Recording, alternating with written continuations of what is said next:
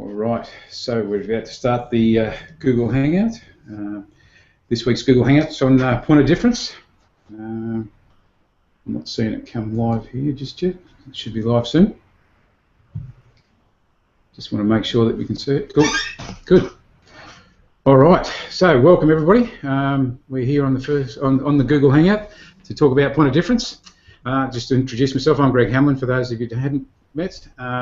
I've been in business for over 20 years. For the last 12 years, I've been working as a business sales, marketing, and business growth strategist. In the last, since 2005, I've been working with particularly builders and trades businesses. But we find they had three common frustrations. Mainly the first one, competing on price, and that's what we really want to address a little bit today. The other one is doing free quotes, not getting anywhere, not getting the quotes, and that. And then the other thing is just spending too much time in their business and not making any real money. So what I'll do is just introduce Keith. Keith's with us, join us from the US. So I'll hand over to Keith, and you just give a bit. He's our senior coach in the US. So Keith, if you'd like to just introduce yourself. Yeah, sure. Hey everybody, just real quick, just wanted to say hello and welcome you to the first Hangout here. Again, we're going to be talking about point of difference, and it's funny. Before we get into this here, and I know I'm going to give a little story here too, but as a business coach, we're not immune from firsthand experiences with seeing some of this stuff we're going to talk about today. So we'll have some good firsthand accounts of some of the things we're talking about. But just to give you a little bit of background on me too, I've been a successful business owner in a couple different ventures, and also been a coach here for a few years now. Going on what about 3 years here with you, Greg. But coaching business owners all over the country and all over the world, and we find that no matter where you are, and I think at this point we have about 17 different countries represented, the problems are all very similar, and we hear a lot of the same issues coming up. So hopefully you'll be able to take away some useful practical things here to help you grow your business today. Cool. All right. So you were saying you had a first-hand experience. You want to go through that? Just explain a little bit about what happened. Yeah. So so we're talking about point of difference this week, and it was really funny. We actually had a plumber come out. HVA. Actually, this guy was an HVAC guy. So looking to do a new water heater, and I had him come out, take a look at our furnace and a couple other things, and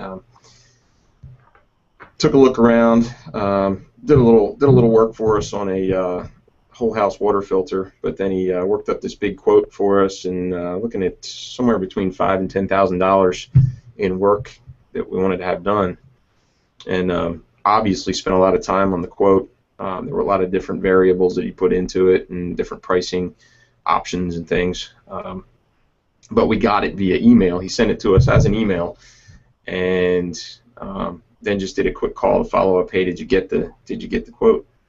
Now the funny thing about him was he was charging us, his labor rate was $80 an hour, and I know just from some other plumbers in the area that there are guys charging $30 an hour. So at that point, here I am, business coach, dealing with this exact same scenario from a lot of my clients, looking at his quote going, well, why in the world am I going to go to you when I can just go out and get the materials, and $30 an hour, I can have the guy up the road who's also a master plumber do the same job for me. And I'm sure a lot of you who are listening today have probably dealt with similar situations, where your customers are going to the cheapest person out there just because they want to save money. And that's kind of the topic that we're going to be working with today, is how to avoid that, and how to get, in this instance, me as a customer to say, yeah, you know what, this guy who's $80 an hour, maybe he is worth it. And there's some strategies Greg's going to talk about to help you with that and help you get over that hurdle of competing on price. Okay, great. Cool, and that's what seems to happen quite a lot. Thanks, Keith. Yeah. What I really want to go through is the point of difference. There's a couple of ways you can look at point of difference, but one of the first things you need to do is make sure that you actually have got a point of difference that's going to show value. Now, I was talking to a client yesterday, and he was actually going to he's putting an estimate in for a house build to actually a car yard salesman, right? So this car yard salesman said, look, I'm not worried, I just want the cheapest price, the best value, and that sort of stuff, buy the best value for price and all that sort of thing. And so as I was talking to the client, I was saying, that's okay, he's going to want the cheapest price, but you've got to show him your value, and your value comes from your point of difference. And one of the things with point of difference, I'll just bring up the slide, is when people don't see value, they'll argue cost, right? And I won't worry about bringing up the slide because I'm not too sure how to do that yet. As we said, we knew this. So, yeah, when they don't see value, they'll argue cost. So your point of difference has to be something that's going to be valuable in their eyes, right?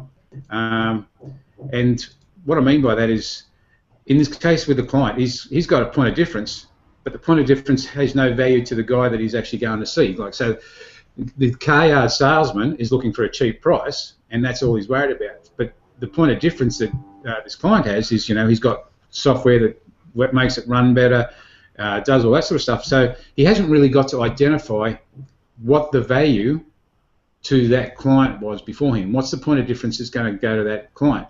And that's why we say in marketing it's really important to understand who your target market is. So the first thing when we first look at marketing and working out what your point of difference is, you've got to really know who your target market is. And we use a thing, it's been done by Dan Kennedy years ago, it's called the marketing triangle, which is your target market, your message, and your medium. Now, a lot of people have seen this before, but if you haven't, it's really identifying who your target market is, getting the message right to them, and working out what the right medium is to get that message out. Now, in this client's perspective, he hasn't really, the guy in the car yard is a price shopper, right? So his value, like the guy's looking for a cheap price, and he works in an industry where everybody's trying to, I won't use the term, but I'll use the term, screw everybody down on price. So in the car yard industry, everybody's after the cheapest price because they all know they're the same. So what the client needs to do is show the prospect that they're not all the same, and that the point of difference is right. Now, if you can't see value, like I say here, if they don't see value, they'll argue price. So identifying your target market is probably one of the biggest steps in knowing how you can build your point of difference. And what I mean by that is, if your target market's, the ideal way to find your target market is firstly you look at demographic, geographic, and the type of work you want to do. So in the client's case, it was really looking at this guy's wants a new home built, but he wants the cheapest home built. Now that, in my opinion, doesn't suit the guy's target market because he's actually identified he wants to do second, third home builds, he wants to do better quality homes, and he doesn't want to be competing on price. So therefore, if he's got to come through with something that's going to be different in his proposal to be able to attack those sort of people. Now the difference is, I mean, you can go to those people with these things, but the sales process becomes tougher. So my clients turned around and said, well, this guy didn't care about anything to do with my point of difference. He was more worried about the price. And I said, yeah, okay, that's right. So you've got to make two choices here. You either have to go through the whole sales process and sell hard and show him, and then in the case he's actually up against a cheaper quality franchise builder that doesn't do a very good job, and he knows that because he used to work for him. And so he knows the quality of the workmanship that comes out of the other one. So things like double glazed windows to single glazed windows in a climate that we really do need to have double glazed windows, those sort of things. So understanding this meant that he had to go back to not putting rubbish on the other person that's got his hat in the ring, but having to point out that in the industry it's known that you need to have this here. He's actually got to go through the whole, work hard to get that estimate across the line.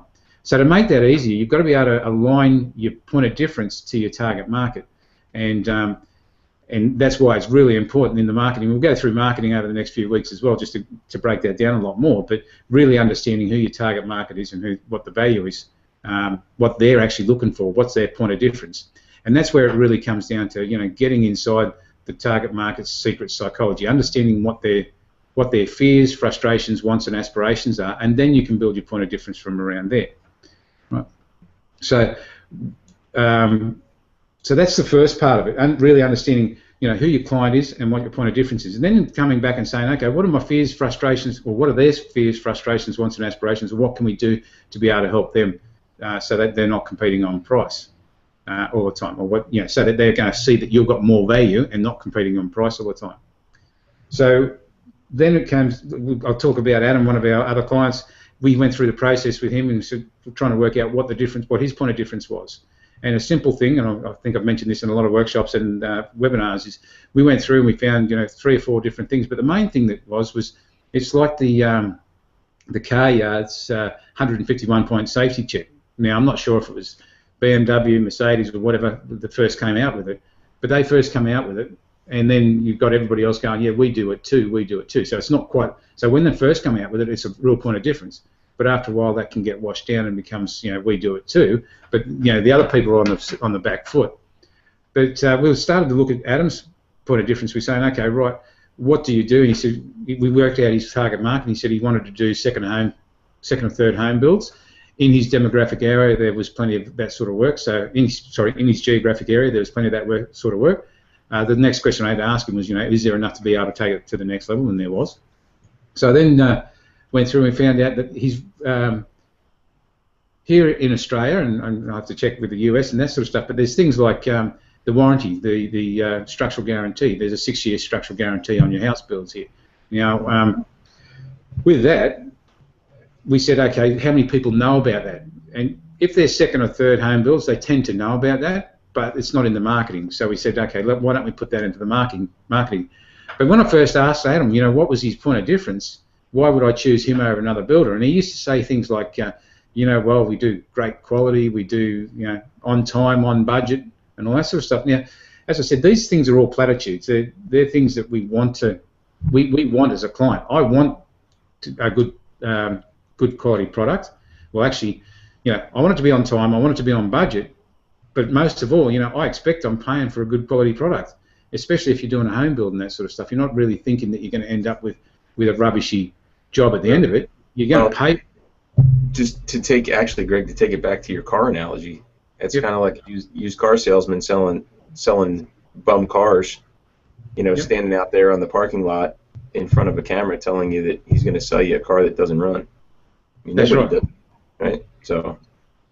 Yeah, nobody's going to, and everybody's going to be the same. It's like when you open up the yellow pages and look underneath builders or contractors or remodelers, all that sort of thing. You open up the yellow pages and what do you got? You've got free quotes. They all look the same, and there's no real point of difference to stand out. So in Adam's case, we turn around and say, we expect these things. And I did actually ask him, I said, okay, your quality is a major point, and that's the thing you want to be known for. So is 6 years structural guarantee showing that you've got quality over your competition? He said, no, not really. I could do better than that. I said, well, what would be the better that? And he said, well, if it's going to stand for 6, it's going to stand for 10. I'm happy to put a 10-year warranty on it, right? So we went through, and that became one of his points of difference, along with a few others. And that's the thing. You really got to find out what's going to put your clients at ease. And in your marketing, you're looking at the benefit and feature, and the feature is the 10 years warranty. But what's the benefit? The benefit is peace of mind. And marketing is another, like I said, it's another topic in the Hangouts. But really, people have to understand that you're trying to get the emotional triggers in your marketing. And so, what does that 10 years guarantee or warranty give you? And that really gives you that peace of mind. And you're really looking for the emotional triggers when you're looking for your points of difference. So you might go through and you might have a look at your points of difference. But the easiest to actually identify your point of difference. Coming back to this drawing here, to identify your point of difference, you've really got to get to know your target market and understand them. And to understand them, the best way to do that, and we've got a worksheet in the free members area, but the main thing is you're looking at their fears and frustrations. So fears, frustrations, and then their wants and aspirations. And really, once you identify what are their fears. Now, let me ask you, in the building industry, I know it's the same over there. We were talking about this yesterday, Keith. But a lot of the same problems happen over here as it does over there, and that's probably have a global perspective. Is that a lot of the stuff that you bring to us here is also stuff that's some of it's cutting edge, leading edge, and also some of the stuff that we take over there is quite different as well. So it all kind of helps out. And I suppose that's part of our point of difference, is we are actually a global entity.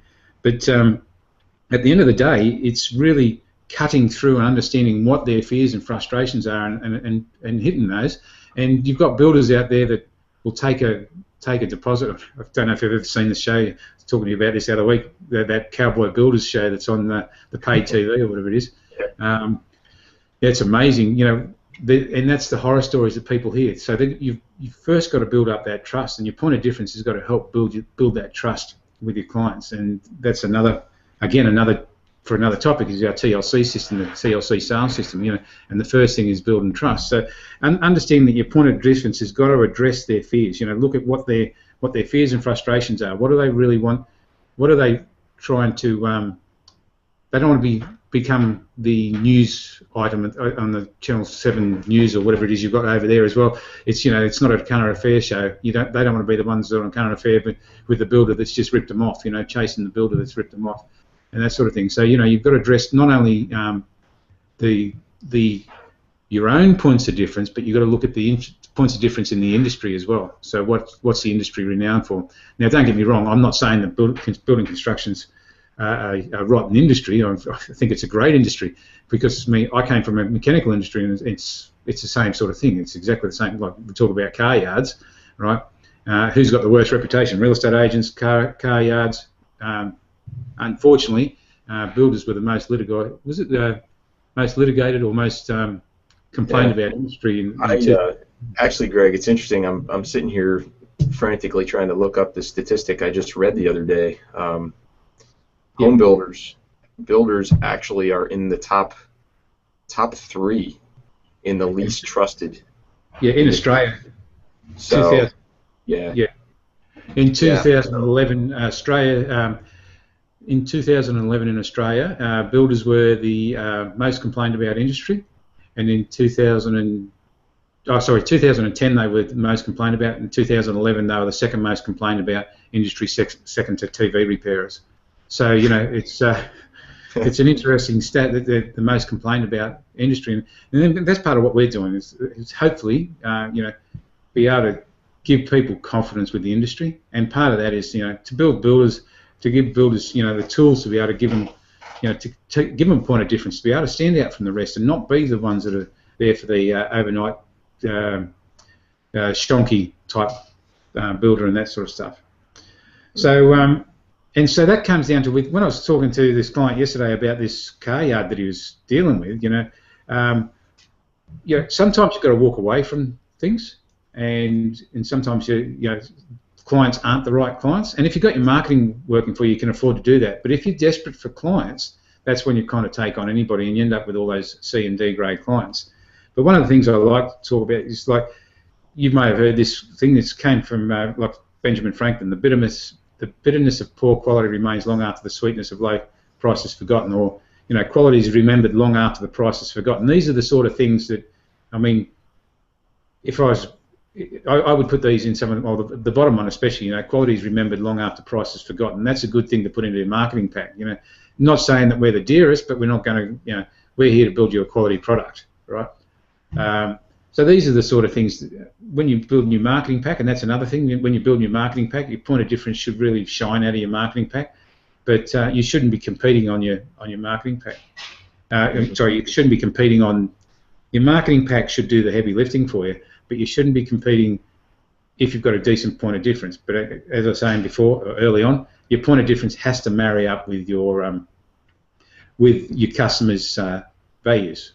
So if you don't have your customers' values, if you don't really know what your target market's looking for, you can definitely have a point of difference, but that point of difference means nothing to the car yard salesman that really wants a cheap price, right? Right. Well, and similarly too, I mean, we don't want to get too far into other topics here today, but because it is related to point of difference in your target market, keep in mind, you know, the fears of one target market are not the fears of the other. So if your target market is, you know, retirees, as opposed to a target market of young families, those are going to be two very different sets of fears. Some of them are going to be the same, but, you know, you're dealing with a different market, so you're going to deal with some different concerns. How easy is it going to be to get around my home when I get older? you know, are the things that you're building into this to anticipate my needs. So you get into listening to the client too, which, you know, a lot of people want to talk more than they listen, which is a whole other challenge. But yeah, it's important to note that, you know, when you're talking about your point of difference, you really need to start with who your customers are. So. Yep, that's exactly right. Yeah, just really understanding who they are, and that's why I say, you know, getting into their fears, frustrations, wants, and aspirations. So what I would do if I was looking at point of difference is really go back and ask a few of your clients and look back at your past clients and really understand, you know, what was their fears and frustrations, and, you know, what could have got them across the line easy or better or something along those lines. You know, really understanding what they were, what was going through their thinking at the time when they chose you as the builder. And if not, you know, have a look at the industry around you, at your target market, and go and ask a few people. You know, survey a few people, find out what would make the difference. You know, just because Adam went and put a 10-year warranty on his structural frames, that doesn't mean it was going to be the bee's knees or the thing that's going to be there. There was 4 or 5 things we went through and chose, but that was the major point, because it was like, okay, well, that's a bit of a wow, 10 years. He was actually going to go to lifetime warranty, because 15 years is lifetime, but it depends if you're married or not. But the whole idea is, you know, actually understanding that, yeah, putting that point of difference made him shine, or it was a major point of difference over everybody else. They're going to pay a little bit extra because they've got extra 4 years worth of warranty. Cool. So something I didn't mention is, if anybody's got any questions, if they want to type them into the question box, happy to take questions. But I think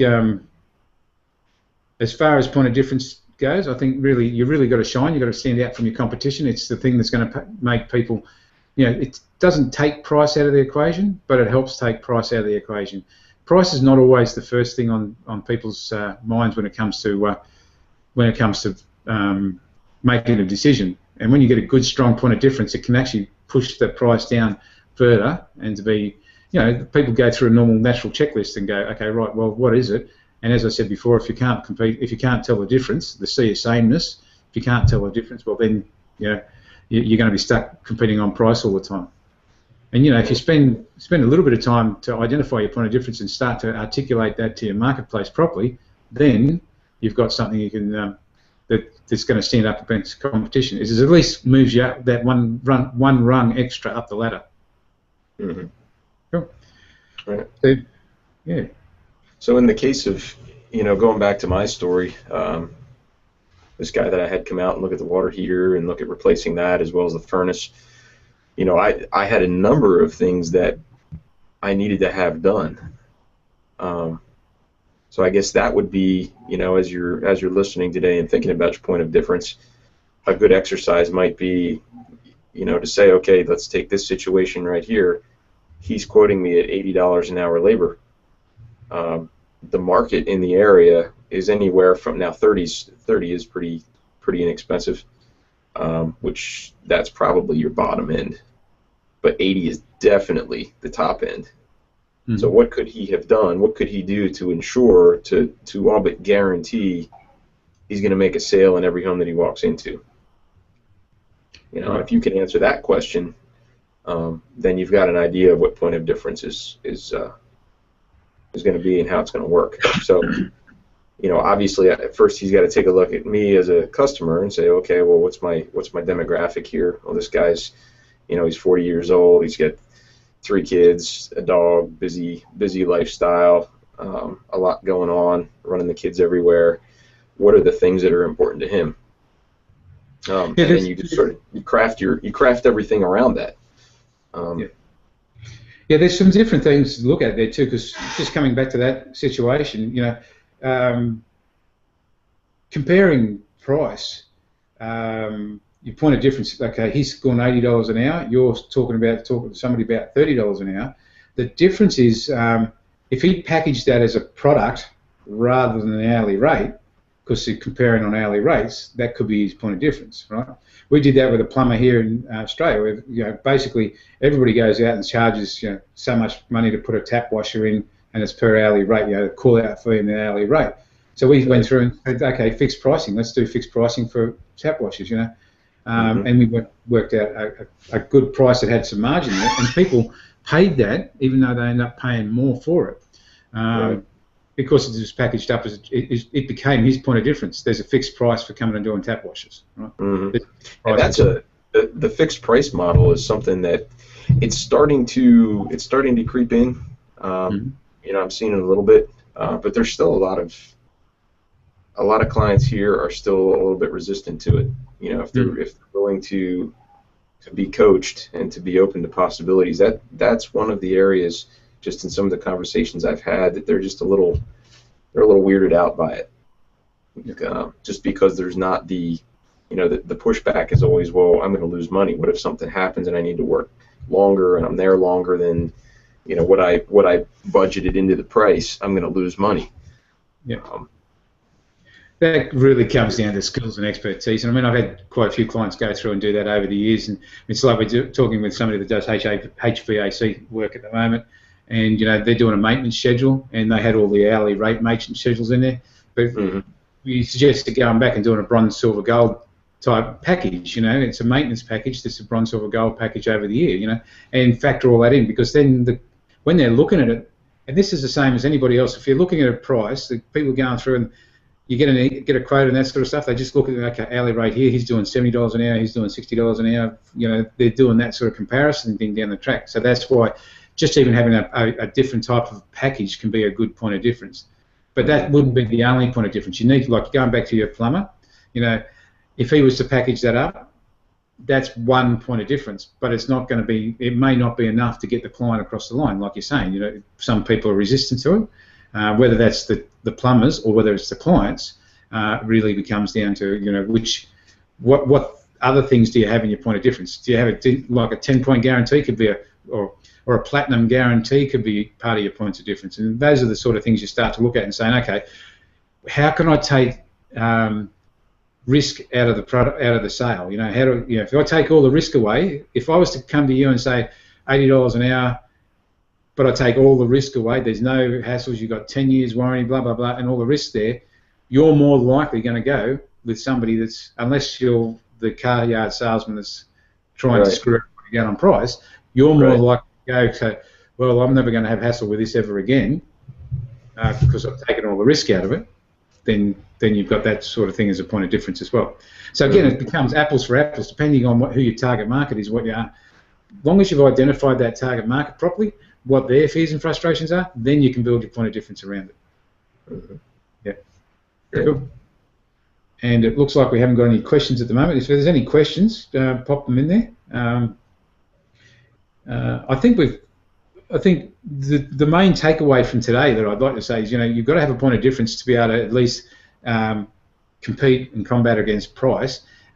Price is still a factor. I'm not naive enough to say price is not a factor, but having that point of difference, and then not only having that point of difference, but making sure the point of difference aligns to your customers, to your prospects, or to your target market. So they're probably the two main takeaways I'd like everybody to take away from today. But cool. Right, and it's Greg too. Just to kind of follow up with you here as we're wrapping up. For those of you listening, I think it's important to understand that this is a very real and very profitable strategy in your marketing. I have a client. We don't usually throw the statistics out there for our clients because I think sometimes people think, that's not realistic. I have a client I've been working with for a little over a year now who is up well over 330% in their gross revenue. So once, and that was the long process of identifying target market, identifying point of difference, putting some things in place, around that point of difference, marketing it, using some strategies, but it's one of those things that it really can make a huge difference once you nail it down. So. Yeah.